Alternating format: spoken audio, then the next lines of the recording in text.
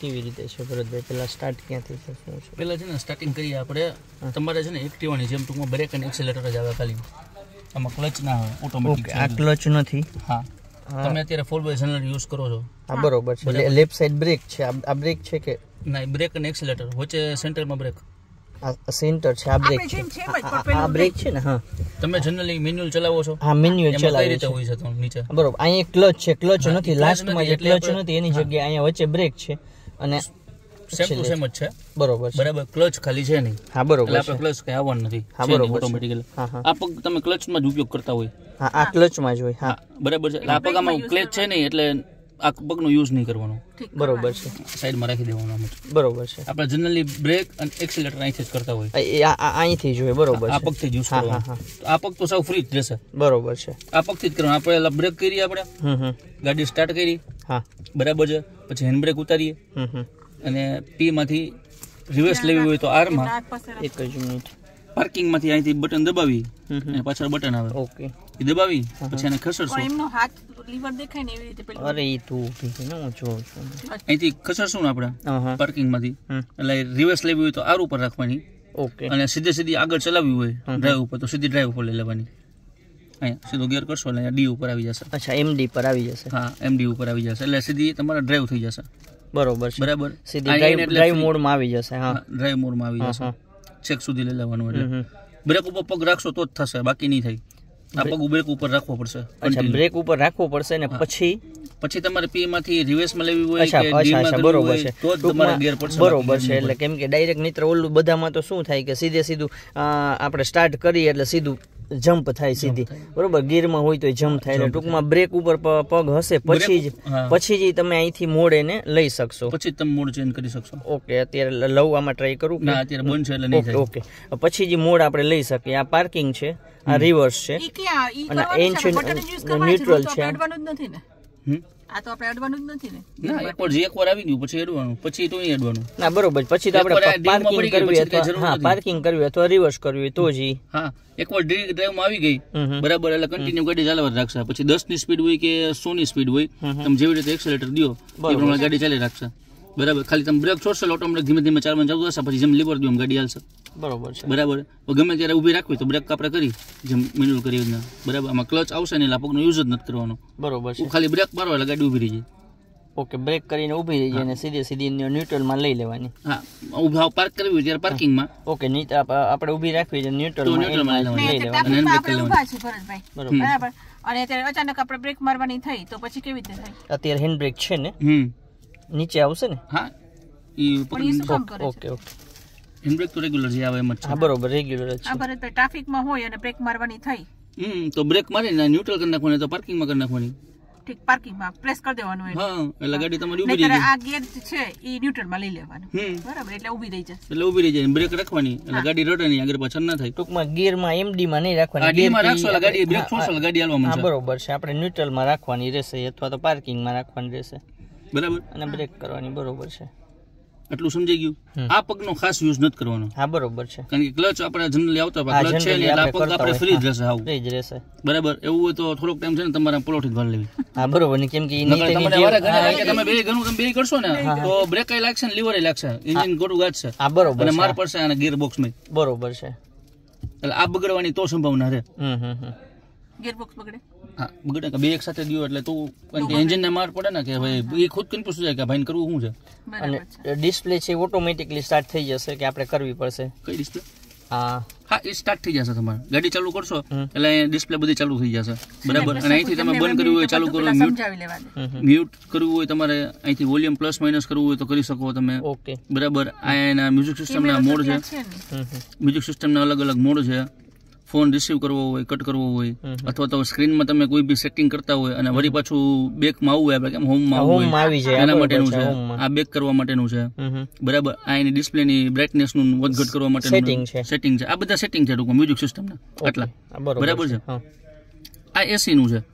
આ તમે ઠંડુ રાખશો, આ બાજુ લીટો છે તો ઠંડુ રહેશે, આમાં રેડમાં કરશો તો હીટમાં થશે. બરાબર, આ ફેન ની સ્પીડ છે પ્લસ માઇનસ જેટલો આપણે ફોન રાખવો હોય. હા હા, ફેન ની છે, ફેન ની સ્પીડ છે એસી ની. બરાબર, આ અલગ અલગ એના મોડ છે એસી ના. કે ભાઈ કઈ જગ્યાએ રાખવા, નીચે બરોબર, રાખવું છે, પગમાં આગળ છે, રાખવું છે. માથા પગમાં બંને છે, પગમાં છે, હા, બરોબર. એટલે એ એસી ના મોડ છે અલગ અલગ, બરાબર. અચ્છા, પુશ જ કરવાનું છે પુશ જ કરવાનું છે. ઓકે. આ એસી ચાલુ બંધ કરવા માટેની સ્વિચ છે અહીંથી. હા, બરોબર. લાઈટ ચાલુ હશે એટલે એસી ચાલુ રહેશે, બાકી ખાલી ફેન ચાલુ રહેશે, બરાબર.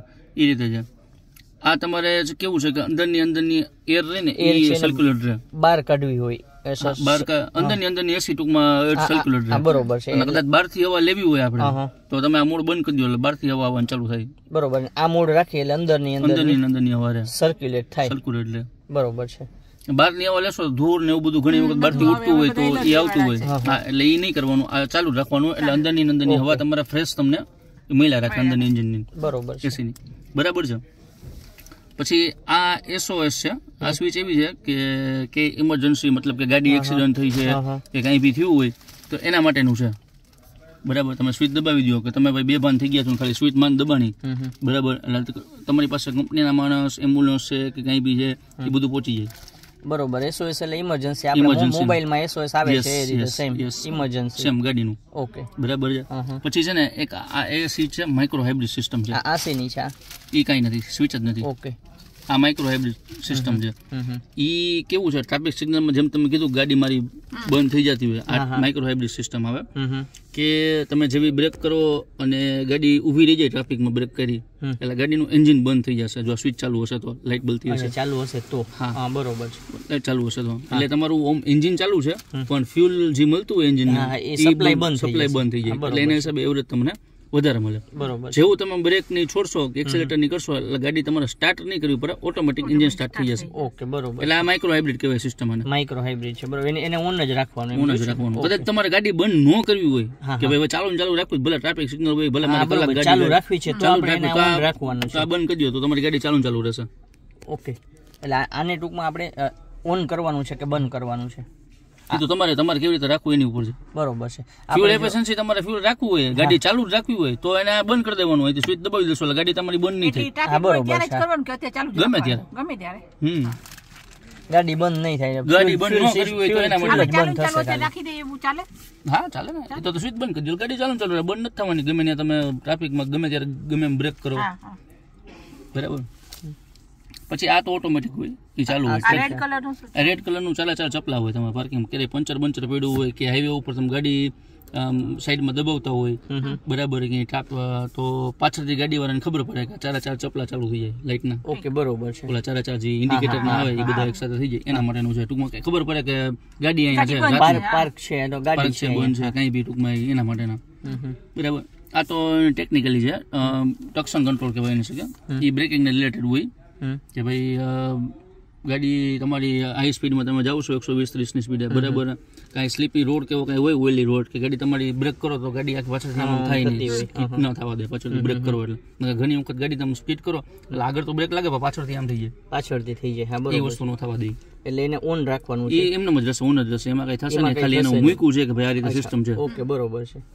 પછી એક આ છે, તમે કોઈ બી હિલ કે કઈ ઉતરતા હોય, બરાબર, તો ગાડી ઓટોમેટિક એને બ્રેક કરતી હોય થોડી ઘણી, આમ તમે એટલી બધી બ્રેક ના કરે પણ થોડી ઘણી ધીમે ધીમે ઉતરે ટૂંકમાં હિલ ઉતરતા હોય ત્યારે, હા, બરોબર છે. એનું છે, એ તમે ચાલુ બંધ કરી શકો અહીંથી, કદાચ કરવું હોય ન કરવું હોય. આ ડ્રાઈવ ના અલગ અલગ મોડ આવે, એમાં લાઇટિંગ થશે ને ચાલુ બંધ કરી, એમાં એટલે આ જે છે તમે કહો છો ગાડી ધીમે ધીમે ઉતરતી, તો એમાં ચાલુ બંધ કરી તો શું ઇફેક્ટ આવે? એ નો થાય, બંધ કરીએ તો જે એની નોર્મલ સ્પીડ છે એમ હાલે, બ્રેકિંગ ન કરે એ ગાડી, અને ઓલી આ ઓન હોય તો એ બ્રેક કરે, બ્રેક થોડી ઘણી કરે, રડવા નો દે ગાડી, બરાબર, રડવા નો દે, એનું કારણ આ ડ્રાઈવ ના અલગ અલગ મોડ આવે, 3 મોડ આવશે તમારે, બરાબર, તમે અહીંથી એડજસ્ટ કરી શકો. ડ્રાઈવ મોડ ઉપર કરશો ને એટલે જીપ, જેપ ને ઝૂમ આવશે. ઝૂમ એટલે કે તમે હાઈવે ઉપર ઓવર સ્પીડમાં જતા હોય, ઓવરટેકિંગ કરવું હોય તો ઝૂમ મોડમાં નાખી દો તો પિકઅપ થઈ જાય ડબલ, બરોબર, ઝૂમમાં, હા, બરાબર, એક્સિલેટર જેટલું દો એટલે ટૂંકમાં સીધું તમારે પિકઅપ વધારે મળે તમને, પણ એવરેજ ન મળે, હા, બરોબર, એવરેજ કપાઈ જાય. પછી જીપ મોડ છે, હંમેશા ગાડી ગમે ત્યારે ચાલુ કરશો તમે ગમે ત્યારે તો જીપ મોડમાં ચાલુ થશે, ડિફોલ્ટ એમ જ થશે, બરોબર. એ કેવું છે હાઈવે અને સિટી બેમાં ચાલે, એમાં ટૂંકમાં પિકઅપ તમને મળશે અને એવરેજ એ નોર્મલ સારી રહેશે જીપ મોડમાં, જેપ મોડમાં. પછી જીપ મોડ રહ્યું એ ઓનલી ફોર યુઝ તો ગમે ને કરી શકો, પણ એ સિટી મોડ છે કે ભાઈ તમને પિકઅપ એટલું ન આપે પણ એવરેજ સારી આપે, બરોબર છે. એટલે આ વધારે ભાગે માનો સિટીમાં આપણે હલાવી છે, સિટીમાં તો તમે ઝેપ મોડમાં હલાવી, ઝીપમાં જેપમાં તો બાય ડિફોલ્ટ નોર્મલ ડિફોલ્ટ જ રહેશે. અને ઝૂમમાં તો બરોબર, ઝૂમમાં ફ્યુલ વધારે યુઝ થશે ને એવરેજ ઓછી આવશે, પિકઅપ વધારે મળશે. ઓકે, બરાબર, સમજી ગયા એટલી સિસ્ટમ? હા, સિસ્ટમ સમજાણી. હા, સેમ વસ્તુ આ જ છે મ્યુઝિક સિસ્ટમનું. તમે અહીંયા સુધી ન પહોંચવું બરોબર, અહીંથી આપણે કરી શકીએ, કંટ્રોલ કરી શકો તમે, પ્લસ માઇનસ અહીંથી કરી શકો, આ મ્યુટ કરી શકો, ફોન ઉપાડી શકો, કટ કરી શકો.